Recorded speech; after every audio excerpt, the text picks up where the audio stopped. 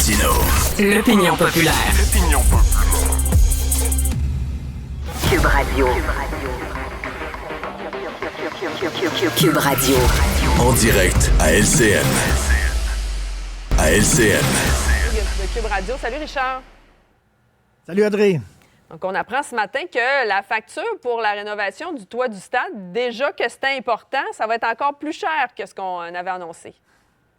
Pierre Fitzgibbon l'avait dit, ça ne sera pas 870 millions. Il dit ça risque de coûter plus cher. Et là, il y a Jean-Louis Fortin du bureau d'enquête du Journal de Montréal, Journal de Québec, qui a épluché un document de 490 pages pour voir là, les vices cachés, là, pour voir les détails de l'affaire. Ça va coûter près d'1 milliard de dollars là, parce qu'il faut remplacer, bon Dieu, il faut remplacer pas seulement l'anneau technique, mais aussi les haut-parleurs, le système de ventilation, le système d'éclairage, l'électricité. Il va falloir aussi, à un moment donné, remplacer les gradins. On dit aussi les loges qui sont un peu vieillottes, qu'il va falloir refaire. Là, c'est comme, on appelle ça en anglais un money pit. Un money pit, c'est quoi? C'est que tu achètes une maison, mettons, là, qui est vieillotte. Tu achètes la maison, puis tu dis, je vais faire des rénovations, puis elle va être super belle. Et plus tu fais des travaux dans la maison, plus que tu te rends compte qu'il faut que tu fasses des travaux, parce que là, tu découvres que la galerie est pas correcte, puis après ça, c'est la toiture, puis après ça, c'est le balcon, puis c'est les fondations.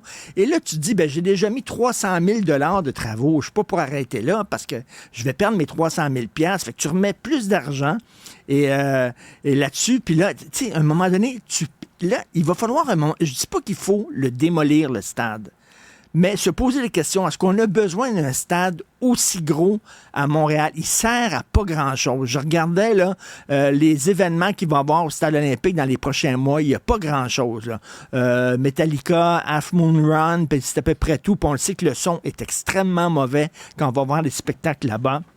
Il n'y a pas d'équipe professionnelle de baseball qui risque d'arriver à Montréal. S'il y en a une, je pense pas qu'ils vont vouloir jouer dans le stade olympique. Bref, on a un énorme stade qui sert à pas grand-chose. Est-ce qu'on peut rien qu'envisager, je dis pas qu'il faut le démolir, mais que ça serait peut-être une option envisagée, parce que M. Fitzgibbon a dit récemment en entrevue, et ça, là, c'est assez incroyable, c'est assez croustillant. Il a dit, même si à moyen et long terme, ça serait une bonne solution économique de le démolir, j'envisage pas cette solution-là. Il est ministre de l'économie, puis il dit même si ce serait une bonne décision économique de le démolir, pour moi, il est hors de question qu'on le démolisse. Pourquoi? C'est comme une vache sacrée, vraiment, là, on veut pas toucher au stade olympique. Et là, on dit, c'est 1 milliard de dollars. Mais ça va être plus que ça. On le sait que ça va être plus que ça. Et est-ce qu'une fois qu'il va être... Ça va coûter des milliards de dollars, ça? Est-ce qu'on en a vraiment besoin? On peut se poser la question, là, mais est-ce qu'on peut au moins envisager l'option de le démolir? La Cour suprême, dans un autre sujet, Richard, s'est penchée sur l'immunité des présidents et tu te poses la question, est-ce que le président, justement, est au-dessus des lois, là? Tu sais, Richard Nixon, quand il s'est fait pincer pour le scandale du Watergate, il avait demandé à des petits bandits d'installer des micros au quartier général du Parti démocrate pour pouvoir les espionner. Et il s'est fait pincer. Et Richard Nixon avait dit, oui, mais quand c'est le président qui fait quelque chose, ça devient comme par magie légal. Ça devient légal quand c'est le président qui fait quelque chose. Écoute, je te pose une bonne question, là. Le 30 septembre 2011, je ne sais pas si les gens savent ça, mais le 30 septembre 2011, Barack Obama a fait assassiner un citoyen américain. C'est le New York Times qui avait sorti cette histoire-là.